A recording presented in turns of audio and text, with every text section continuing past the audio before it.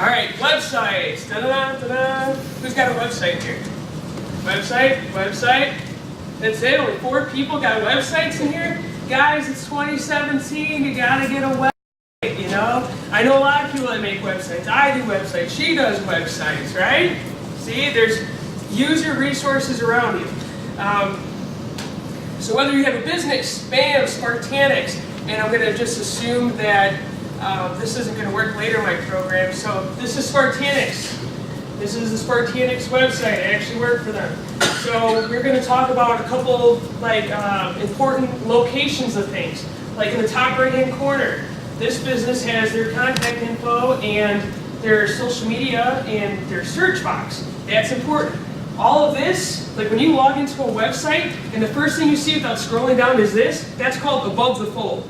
You want all your important stuff above the fold. They shouldn't have to scroll or click anything to get to the important things, which to me, for my business, if I sell $500,000 laser machines, would be the request for quote button and the phone number. So that's important to consider, okay? Race teams. Dina Parisi, she's got a beautiful website. Again, she's got her, her social media stuff, her news. She's constantly pumping out articles and news and blogs and creating news just so she has more content on her website so more people find her, okay? Content generating website's perfect. And right here on the top, you have her event schedule, her marketing partners, her links, her store. It's a beautiful website. Check it out. And then bam, and there's some group named Car Chix, I don't know. So Car Chix, again, this is all above the fold. What's above the fold? My sponsors. My sponsors don't want to be on the bottom, my sponsors want to be on the top, because they want to be seen. I want them to see Car Chix too, but sponsors need to be up there. And again, the connect with us, join our mailing list, that kind of stuff. You can still click on all of our different menu bars. Are your sponsors hyperlinked? Yes, my sponsors are hyperlinked. That's a good thing. Like, I don't hyperlink too many things from my page to other pages, but I absolutely do my sponsors. Why? Why don't I do it? Yeah, why? I don't, because when you start sending out more links on your website than are coming in, you're saying these people have more authority than me. I'm not that great of a website. This is a better website than I am. So I don't want to rank low like that. So I'm real stingy, man. I'm greedy about giving out my links, and you should be too. I'm sorry, that's just the way it is. Right? They're not giving me something. Right. So they link back. I link back too. While we're on that topic, let me just mention. A few years back, there was one of the strategies to ranking high in search engines was to take in the most links as possible, right? Well, that doesn't work anymore because these websites that are considered link farms, that's all they do is that they send out links, they create all these databases. Well, they have been flagged as being low quality websites. And the last thing that you want is a low quality website linking to you because that's going to bring you down. So don't be in the middle of the night like, hey, I'm going to put my link on all these different, no, man, don't do it. Just don't do it. It's not worth it. All right, websites, why? Okay. So sorry, goofy pictures. It kind of lights up. So websites, it's like, why do I need a website? You need a website, you want to be discovered. You want people to know you exist. You want people to know your race team exists, your brand exists, your driver exists, that you are a legit race team, okay? You want to reach beyond your inner circle of Facebook friends, your grandma. My grandma, she has a tablet, she knows how to do 2 things. Click a button to look at Car Chix, click a button to look at this one YouTube video of herself from a theater years ago. Great woman, but you need to reach beyond that, You want people to discover you. Sharing of important information, like your race schedules. You need a static place to have all this important information. And what I mean by static is that no matter what, when I go to carchix.com, that race schedule is always in the same place. That contact information is always there. It's not like when you're on Facebook and you post something, who knows, maybe a fraction of people are going to see it, and it's probably going to get lost in the news feed anyway. At least by having a website, you always have your important information available. It also has added value for you and your sponsors. The links, man, they want to see their logo, they want to see their branding. they want a link. I even have a description about what my sponsors do on my marketing partnership page. Just explaining, just trying to get a little extra added value. And the store, literally, make money while you sleep. I mean, what, someone, you got to run into someone at the event to buy one of your t-shirts or your stickers, put them up in your store. Let someone from Australia buy one. Just make sure you research the shipping cost out there because it's kind of expensive. So website versus social media, another big thing I always hear. Jeanette, I don't need a website because I have a Facebook page. Okay, newsflash buddy, not everyone has a Facebook page.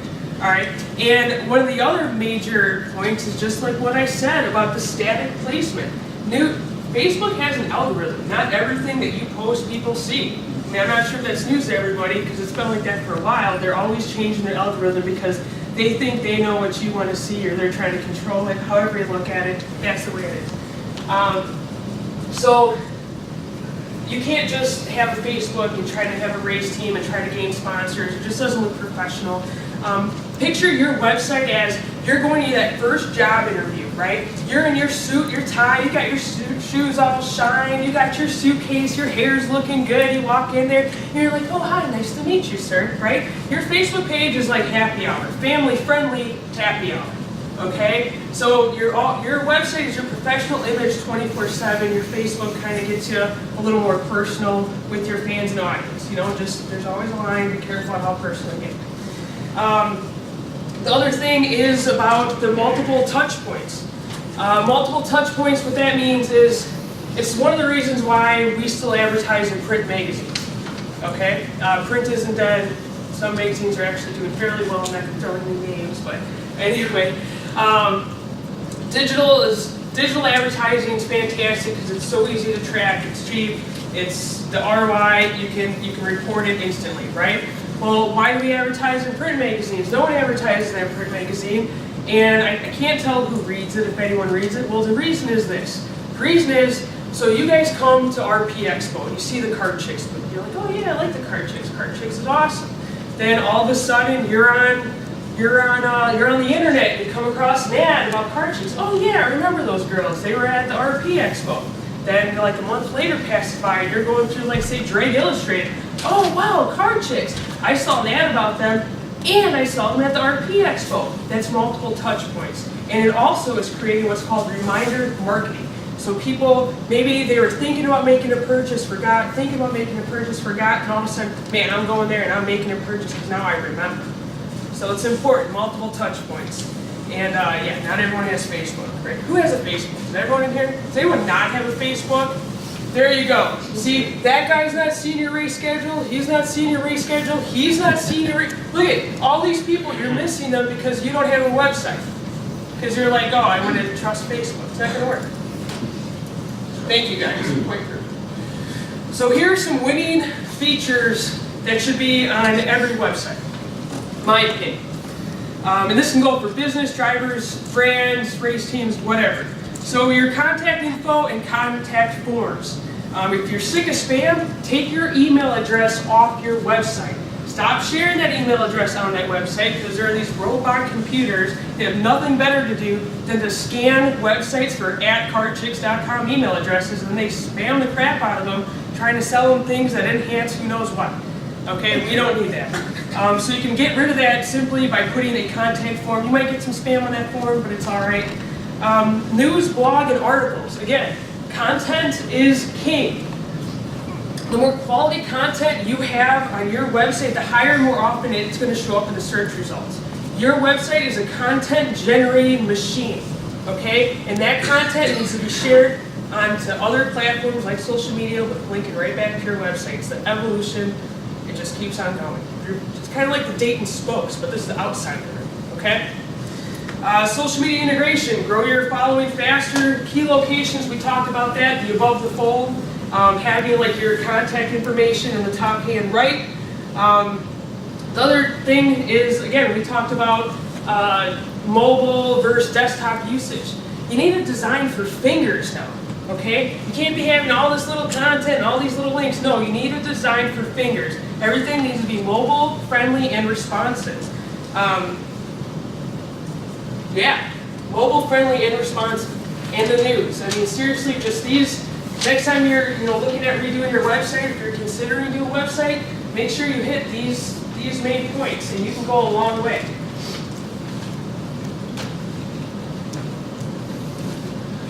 First steps, website. Buy your domain. Research. Do the research before you buy your domain. Research your name across all the platforms. In the perfect world, your name will be the same as your .com, as your Facebook / whatever. You want to have the same name across all platforms if possible, or at least spelled similar, the same way, easy to remember. Buy your domain, which is yourwebsite.com. You can buy it at just like GoDaddy, Google Domains. We'll get into that. Figure out your website style. This will save, if you're working with a website designer, this will save us so much time, because you want to figure out what you want. So the best way to do that is go online and look at other people's websites. Say, oh, well, I kind of like this. I don't really like that. I wish it looked more like this, and I would like one that does that. That provides all kinds of information. You're going to save some time and headache in figuring out, because you will know what you want. And have a reputable company build your site, or build your own. It might take some time, but if you know how to put a motor together and you have some patience, I'm sure you can figure it out. A couple curse words at the computer never hurt nobody. Just don't throw a wrench at it, you'll be all right. Yeah, don't throw it out the window either. So tools to help. Again, GoDaddy, Google Domains, WordPress. I love WordPress. All right, WordPress is like, I hear angels sing. I was like, WordPress platform? I'm like, yes. It is going to be so easy for you to update. You could pull out your smartphone right now and update your website from this convention on. It's that simple. And it's so set up to be SEO friendly, where you will rank quickly in the search engines. I did a website for a pro stock group, and within 2 days they're at the top of the search engines, beating one of their competitors. It was just like, they were like, oh my God, Jeanette, you're the greatest. Really, it's not. It wasn't all that. It wasn't all me, man. Everything just kind of works out, and you have the great keywords and rich content, and you use the right platforms, it'll work. And most of their styles are mobile friendly. So with GoDaddy domains, I use GoDaddy. You can buy a website for anywhere from like $2 to $14. Unless you're trying to buy Racer.com, it's probably going for $300,000. So do some research. Google Domains is in beta, as far as I know, but the domains, from what I understand, are actually cheaper. And again, you want to be friends with Google, okay? So these were some websites I was going to show examples of, and I talked about at the beginning, and I'm assuming they're not going to work, so that's why we did that. Press releases. Who's done a press release in here? 1, 2, 3, 4. 4. Okay. Press releases. This is the first thing you should be doing after loading up from race day. When you load up that car and you strap it down and you chuck your old tires or whatever you're doing, and you guys are riding home, you should be in the back seat or next to the driver writing down your press release, writing down some highlights, writing down some notes. Even some people shoot out press release before their events. It depends on what it's about. A lot of people use press releases to announce sponsors, announce new drivers, new races, appearances. We no longer live in a build it and they will come world, okay? We now live in a build it, tell people about it, and then they come. You want to be discovered? You wonder why Drag Illustrated doesn't write about you? You're not sending in press releases. You're not letting people know, like, hey, here's me, world. You need to self-promote. And I know it's hard. It's really hard to go up there and talk about yourself, but man, you need to have some confidence. You need to sit down and start writing. And the more you write, the better you get. But no one's going to discover you if you don't let them know you're there. So that's very important. So what's in a press release? All right, everyone's so freaked out. Oh my God, press release, like it hurts, I'm so freaked out. It's really not that scary, man, I'm telling you, okay? I'm here to walk you through it. It's the who, what, when, where, and why, okay? So at the end of your racing, if you can answer those 5 W's, those 5 questions, who, what, when, where, and why, you can write a press release, all right? Have a quote. Have a quote in there about how you feel about what happened at that event, or how you feel about this event that you're writing about. And when I say event, I don't necessarily mean event like this, I mean something that happened. Whatever the hype is, whatever the highlight is, you have a quote about it. Make sure you have your contact info, okay? So in case the media has any questions, they can contact you. You know, maybe they want to do a follow-up story. Maybe they want to send, you know, someone out there to do professional photos because they want you on the cover of their magazine. You never know. Make sure you include your contact info. Don't forget the photos. And so why do I want to do this press release? Well, it updates your followers, it updates your sponsors, and potential sponsors see it. And they're like, man, I like her. I like her. Every week she's pumping out these press releases, thanking her sponsors, you know, saying whether she did good or bad, she's got a great attitude. I like her. Let's contact her. Let's watch her for maybe sponsoring her next year. That's important. Okay, sponsors pay attention to this kind of stuff. Also, it creates content, let's be honest. Not only does it create content for you, it creates content for the publisher. If you go talk to any magazine out there, they're looking for content, man. So give it to them. Give them the content. Give them the material they need to build a platform. Okay? So, this is going to look a little sketchy, but seriously, this is all it is, all right? Here's a press release template. By the end of the weekend, I will have this on Chix on the resources page. You can download it for free. It's really not that, there's really nothing to it, all right? You put your logo or letterhead, like your information. You have a title. You can have a subtitle. You say the city, state, and dates. Opening paragraph. The body of your press release just answers those 5 questions. That's it. You put a little blurb, you know, about Jeanette DesJardins. Jeanette DesJardins was a speaker at RP Expo 2017, you know. More information, carchix.com, you know, and that's it. And then make sure you put these little things so they don't publish anything below here. And you have your little contact information. Really, this is all it is. It is not that scary. And the more that you write these, the better you will get at it. Okay? So after the RP Expo, again, I will have this available for free on the Chix website for you to download. So great. Did your press release. Now, what do you do with the thing, right? I mean, it's not going to do any good sitting on your computer, right? So you need to send it out to publishers. Well, Jeanette, where do I get these publishers? You need to do your research, man. Like, check out some of those magazines, again, you got sitting in the bathroom. Drag Illustrated, Drag Zine, Fast Forwards, National Dragster. If you open up the front cover, all their email addresses are listed to all the editors. Start building a list. And those are the people you're going to email it to. Okay, ladies, if it's about you and your race team, or you know you being a driver, send them to Chix. I'll send it to our list. So we've been building a list for a couple of years now. It just keeps getting bigger. We're happy to send it out for you. So feel free to send it our way. Other thing you do is post on your website and share on social media. But these steps are important. Okay, if you are going to send out to your publishers, you send it to your publishers. But you need to wait a couple days, in my opinion, before putting it on your website or sharing it on your social media. Because publishers always want to be the first. Publishers always want to be the first one to report something and, you know, tell it how it is and have it on their website first, okay? So my advice is send it to your publishers, wait a couple days, I usually wait 2 or 3, and then I put it on my website, and then for my website, I take the link and share it on my social media. Because why? What are we trying to do? We're trying to create this full back circle from the generating machine, which is your website, to social media, to back to the website. Okay? Does that make sense? All right. We're almost done. Free tools. Again, press release template, Chix website. MailChimp. My best recommendation to you is to not send out your press releases on your regular Gmail, Hotmail, Live.com, whatever your email address is, you don't want to send it out there. You want to use a service like MailChimp. Okay? It's free. And I'll tell you why. So say you have your at hotmail.com, like Sally at hotmail.com is going to send this press release with an attachment to 80-something publishers, right? All it takes for one person to hit spam on you, all those emails are going in the spam from now on. Okay? More than likely. So you don't want to screw around with that because it's such a pain. You never know if people really get your emails or if they're not.